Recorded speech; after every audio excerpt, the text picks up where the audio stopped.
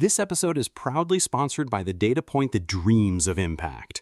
Witness the birth of 1,000 diligently collected data points, each bursting with the potential for revelation and change. Yet, as they coalesce into grand charts and insightful reports, they slowly realize their destiny is not to spark revolution, but to gracefully settle into the vast, serene archives of information gathered for reference. It's a poignant tale of ambition meeting the unyielding forces of organizational inertia, where even the most brilliant insight can become a polished artifact. Welcome back to The Deep Dive, the podcast where we pull back the curtain on the science that supports the science. Absolutely. On this show, we usually talk about things that happen inside the analyzer, the cells, the molecules, the reactions. But today, we're zooming out. We're going to talk about a different kind of data, the kind that comes from people. Exactly. We're talking about a tool that, on the surface, might seem more at home in sociology or marketing, but is becoming increasingly vital in our own field of medical laboratory science. We're talking about survey research. I can almost hear some of our listeners thinking, surveys? Isn't that for customer satisfaction forms or political polls? And yes, it is. But it's also the engine behind the ASCP wage survey. It's a critical tool for any lab manager trying to understand staff morale or burnout. And it's the method you'd use for a capstone project on, say, the adoption of new safety protocols. That's the key point.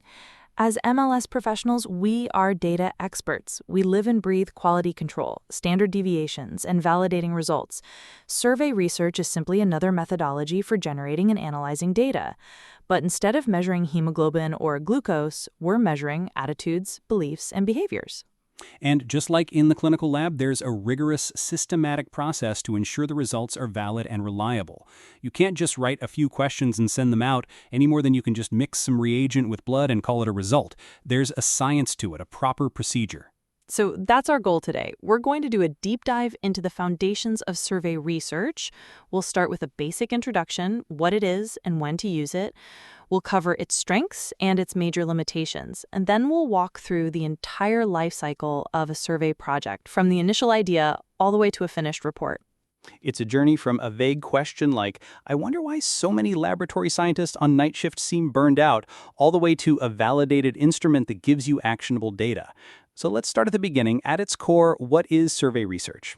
At its heart, it's a structured, systematic conversation. The formal definition is that it's a quantitative research method used for collecting information from a sample of individuals through the use of standardized questions. There are a few key words in there that should sound very familiar to a laboratorian. I'm hearing systematic, sample, and standardized. That's our language. Systematic means it's not just a casual chat, it's a planned process, like following an SOP from start to finish. You have to design the instrument, select the sample, collect the data, and analyze it, all according to a strict plan. Exactly. And sample is a concept we know well. We can't test all the blood in a patient's body, so we take a representative sample. Likewise, you can't ask every single MLS in the country a question. Instead, you select a smaller, representative subset, a sample. And the power of the method is being able to generalize your findings from that sample to the whole population.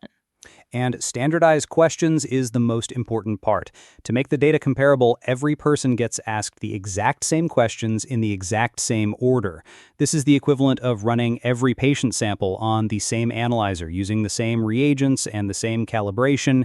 It minimizes variability from the process itself, so you can be confident that the differences in answers reflect true differences between people.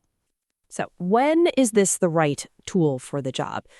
You use it when you want to describe a large population, like what percentage of MLSs in our state are considering leaving the profession the next 5 years? Or when you need to measure subjective things you can't directly observe, like job satisfaction, opinions on automation, or feelings about patient safety culture in the lab. It's also great for finding correlations. For example, is there a relationship between the number of years a laboratory scientist has worked and their level of comfort with a new LIS system? You can collect data on both variables at the same time. But, and we'll get into this more, it's not the best tool for proving that one thing causes another. For that, you'd need more of an experimental design. A perfect overview. So it's a powerful tool, but like any method in our lab, it has its strengths and limitations. It's not the right test for every question. Let's dig into that next. What are the big advantages of using a survey? The biggest strength is probably efficiency. Think about it. If you're a lab manager of a system with 300 employees spread across 5 hospitals, how else could you efficiently get feedback from everyone? You can't do 300 in-depth interviews, but you can deploy a single online survey and get data from hundreds of people relatively quickly and cheaply. It's an incredibly cost-effective way to collect data on a massive scale. And that scale leads directly to the second major strength, generalizability. This is the magic of sampling. If you do it right, using a technique called probability sampling, you can survey, say, 1,200 laboratorians and get results that, with a known margin of error, reflect the opinions of all 200,000 laboratorians in the country. This external validity is the principle that makes the big national wage surveys and public opinion polls work. It's also incredibly versatile. You can ask about almost anything. Attitudes, like what people think about a new QA policy, behaviors, like how often they report near-miss errors, or factual information, like demographics. Its adaptability across so many topics is why you see it used everywhere. And finally, there's standardization, which we touched on. Because everyone answers the same questions, the data is highly reliable. If you ran the survey again under similar conditions, you should get similar results. This is the research equivalent of reproducibility in our lab experiments. It makes the data clean and easy to analyze with statistical software. Okay, so it's efficient, generalizable, versatile, and reliable. That sounds pretty great, but as we know from evaluating new analyzers, nothing is perfect. What are the limitations? Where can this method lead you astray? The biggest one, and I mean the absolute most critical limitation to understand, is the difficulty in establishing causality. A survey can tell you that two things are correlated, but it usually can't tell you that one thing caused the other. Can you give us a lab-based example? Sure. Let's say you do a survey and find that labs with higher rates of automation also report higher levels of employee burnout. Your survey shows a correlation, but you can't conclude that automation causes burnout. Maybe the causality is reversed. Maybe burned-out understaffed labs are more likely to seek automation as a solution. Or, more likely, there's a third variable you didn't measure, like the overall sample volume. Maybe high-volume labs are more likely to both invest in automation and have overworked and burned-out staff. A single survey just gives you a snapshot in time. It doesn't untangle the what came first problem. That's a crucial distinction. The second major limitation is that surveys rely on self-report. You're measuring what people say they do or think, not what they actually do or think, and this opens up to all sorts of biases. The classic one is social desirability bias. Yes, the tendency to give answers that make you look good. If you survey laboratory scientists and ask, how consistently do you follow proper hand washing protocol? You're going to get a lot of always or most of the time. People don't want to admit to a researcher or even to themselves that they cut corners. They give the socially acceptable answer, not necessarily the truthful one. Another one is recall bias. Human memory is terrible. If you ask someone, in the last 6 months, how many times have you encountered a mislabeled specimen? The answer's going to be a wild guess at best. The data becomes very imprecise. The standardization we praised as a strength is also a weakness.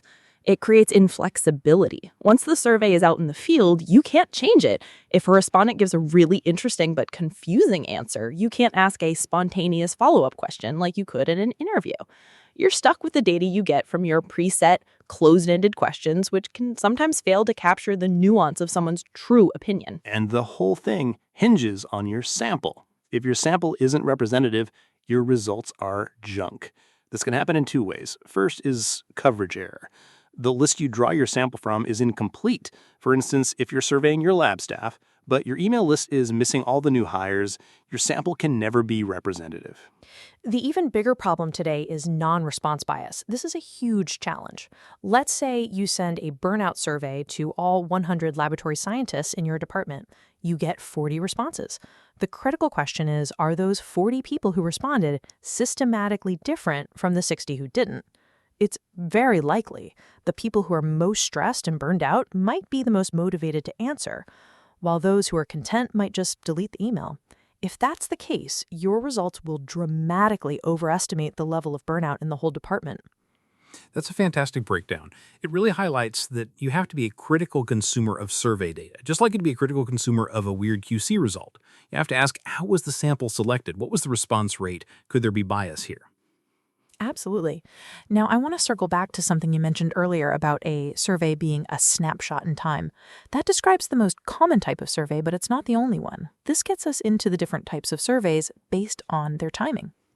Right, this is a fundamental design choice. The main distinction is between cross-sectional and longitudinal. A cross-sectional survey is exactly what you said. It's a snapshot. You collect data from your sample at one single point in time. That pre-election poll, the one-time customer satisfaction survey, our example of measuring burnout, today those are all cross-sectional. They're great for describing what's happening right now. They're fast and relatively cheap, but they can't track change over time. To do that, you need a longitudinal survey. This is where you collect data at multiple points in time. It's more like trending your QC data over months or years instead of just looking at today's result. It's more complex and expensive, but it's much more powerful for understanding dynamics and getting closer to causality. There are three main types. The first is a trend study. In a trend study, you're interested in how a population changes over time. So you survey different samples from the same general population at different times. The ASDP wage survey is a perfect example. Every 2 years, they survey a new sample of U.S. laboratorians. They aren't talking to the exact same people across surveys, but by surveying a different representative sample from the same population over time, they can track trends in salary, vacancies, and so on for the profession as a whole. The next type is a cohort study. This is more specific. It focuses on a single group of people, a cohort, that shares some kind of common starting point or life event. For instance, you could study the class of 2024 MLS graduates. You could survey a sample from this cohort in 2025 to see where they got their first jobs, another sample from the same cohort in 2030 to see if they're still in the field, and another in 2040 to see how many are in management. You're tracking a specific generation to isolate their experience from broader changes in society. And the most powerful and also most difficult is the panel study. This is the ultimate longitudinal design. In a panel study, you survey the exact same individuals repeatedly over time. You recruit a panel of people and go back to them again and again and again. For example, you could recruit 500 new laboratory scientists and survey them every 2 years for a decade. This would allow you to directly measure individual level change. You can see how an event in year 2, like a promotion, affects that specific person's job satisfaction in year 4 and their career plans in year 6. This design is the best for getting at causality because you can establish time order. You know the promotion came before the change in satisfaction. But the huge challenge is panel attrition. People move, change emails, lose interest, and drop out of the study. And if the people who drop out are different from those who stay, for instance, if all the people who leave the profession also drop out of your study, your panel becomes less and less representative over time, biasing your long-term results. That's a great map of the different approaches. So whether you're doing a quick cross-sectional snapshot or a decade-long panel study, there's a defined process you need to follow. Let's walk through that now. What does the survey research process look like from start to finish? It's a multi-stage life cycle, and a mistake at any stage can compromise the whole project. You can think of it like the total testing process in the lab. There's a pre-analytical, analytical, and post-analytical phase. Here, we start with conceptualization and planning. This is the pre-analytical phase. It's where you define the why. You translate a broad interest like staff retention into specific, measurable research objectives. What do you need to know? From whom? And how will you use the information? This is where you do your background research and make a realistic plan and budget. Okay, so you have your plan. The next stage is survey design and methodology. This is where you actually build the instrument. You write the questions, making sure they're clear, unbiased, and flow logically. And you decide on your mode of administration. Will it be an online survey, a telephone interview, or in-person paper survey? Your choice depends on your target population, your budget, and the complexity of the questions. The most critical step here is pre-testing or piloting the survey on a small group. You have to validate your method before you go live, just like you'd validate a new analyzer. Then comes sampling. We've already talked about its importance. You define your target population, say all night shift laboratory scientists in our hospital system. Then you get your sampling frame, which is the actual list of those people you'll draw your sample from, like an employee directory from HR. Then you choose your sampling strategy to select a representative subset of those people to invite. After that, it's the analytical phase, data collection. This is where you go into the field. You send the emails, you make the calls, and you administer the survey. The goal here is to maximize your response rate. You send reminders, you address technical issues, and you monitor the data coming in. This is like running the samples through the instrument. Once the collection is done, you move into data processing and analysis. This is the post-analytical phase. The raw responses need to be cleaned and prepared. You check for errors, you code open-ended responses into categories, and you might apply statistical weights to make your sample's demographics better match the populations. Then the fun begins. You use statistical software to analyze the data, from simple percentages and means to more complex tests to find relationships between variables. And the final stage is reporting and dissemination. Data is useless if you don't communicate it effectively. You have to tell the story of your findings. This isn't just dumping a bunch of tables into a report. It's summarizing the key insights, drawing evidence-based conclusions, and very importantly, stating the limitations of your study. You create a final report, maybe an executive summary for management or a presentation for the staff. That entire process, from that initial vague idea to the final report, is built on a foundation of well-formulated questions, which brings us to the next topic, which is how you get from that initial curiosity to a research question and a testable hypothesis. This is often the hardest part, but it's the most important. Research doesn't start with a survey. It starts with a question. You have to refine a broad topic like student well-being into something specific, measurable, answerable, and relevant. So student well-being becomes, how does the workload in the clinical rotation year affect self-reported anxiety levels among MLS students? That's a real research question. It identifies population, MLS students, an independent variable, workload, and a dependent variable, anxiety levels. Once you have a good question, you often formulate a hypothesis. A hypothesis is just a formal, testable prediction about the relationship between your variables. It's your educated guess about the answer to your question, usually based on theory or past research. So the question is, does X affect Y? The hypothesis is, I predict that an increase in X will lead to an increase in Y. And in quantitative research, we usually think in terms of two opposing hypotheses. The first is the null hypothesis, or H0. This is the default assumption that there is no relationship. For our example, the null hypothesis would be, there is no difference in anxiety levels between students with high workloads and students with low workloads. All research is basically designed to see if you have enough evidence to reject this default position. It's sort of like our QC. The default assumption, the null hypothesis, is that our control is in range. We run the test to see if we get evidence strong enough to reject that and declare it out. Exactly. And the flip side is the alternative hypothesis, or H1. This is what the researcher actually thinks is going on. It's the direct contradiction of the null. In our case, MLS students with higher workloads will report higher levels of anxiety. Your survey data analysis is essentially a statistical test to see if you can reject the null hypothesis in favor of your alternative hypothesis. This whole process forces you to be incredibly precise about what you're trying to find out before you even write a single survey question. And that brings us perfectly to our final topic, which is the nitty-gritty of how you define what you're even measuring. This is the process of conceptualization and operationalization. These are 50-cent words for a very practical process. This process is the bridge that connects your abstract ideas to concrete questions. It happens in two steps. First is conceptualization. This is the process of defining your abstract concepts, or constructs. Constructs are the theoretical ideas you want to study, like burnout, job satisfaction, or lab safety culture. You can't see or touch these things directly. So your first job is to create a precise dictionary-like definition of what you mean by that term in your study. So it's not enough to just say you're measuring burnout. You have to define what burnout is. Precisely. And a lot of these constructs are complex and multidimensional. So a good conceptualization will break the main construct down into its core dimensions. For burnout, the widely accepted dimensions are 1. Emotional exhaustion, the feeling of being drained and depleted. 2. Depersonalization or cynicism, having a detached or negative attitude toward one's job. And 3. Reduced personal accomplishment, feeling a lack of achievement or competence at work.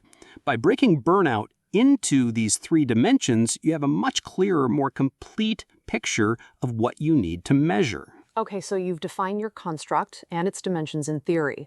What's next? Next is operationalization. This is where you get practical. Operationalization is the process of specifying the exact procedures you'll use to measure the construct. In survey research, this means writing the actual questions. These specific questions are called indicators. An indicator is an observable reflection of the concept. Your goal is to create 1 or more indicators for each dimension you identify. So let's run with our burnout example. How would you operationalize those 3 dimensions into survey questions? Great question. For the emotional exhaustion dimension, a common indicator would be a Likert scale question, like a statement where people rate their agreement. For example, please indicate how often you feel this way. I feel emotionally drained from my work. The answer choices might be never, rarely, sometimes, often, always. For the depersonalization dimension, an indicator could be, I have become more cynical about the potential contribution of my job since I started working here, with the same frequency scale.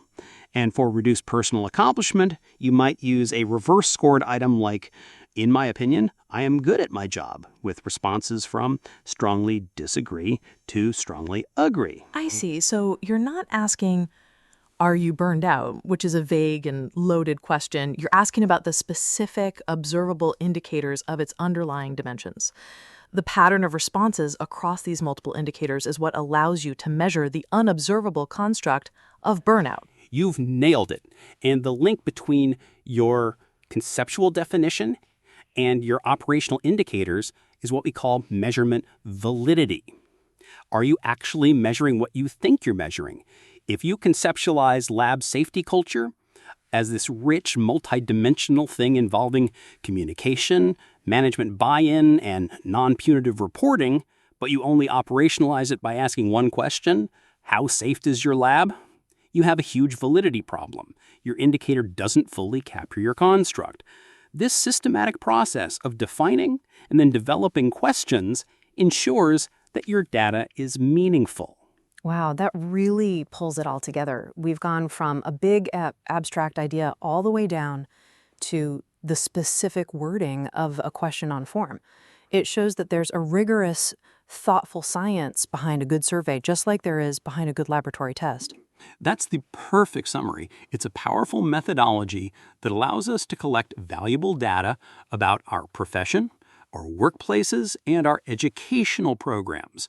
Understanding these foundations, the process, the strengths and weaknesses, and the importance of good questions allows us, as MLS professionals, to be not just participants in these surveys, but also to be critical consumers of their results and even skilled designers of our own studies. It definitely adds a powerful new instrument to our toolkit, that one that measures the human element of the laboratory. And when you see the results of the next big survey about the lab profession, hopefully you'll have a new appreciation for the complex story behind the numbers. A great place to leave it for today. Maybe next time we can do a part 2 and dive into the art of writing good questions, avoiding double-barreled questions, leading language, and all the common pitfalls. I think that's a fantastic idea. There's clearly so much more to explore. Thanks for listening. We'll see you next time.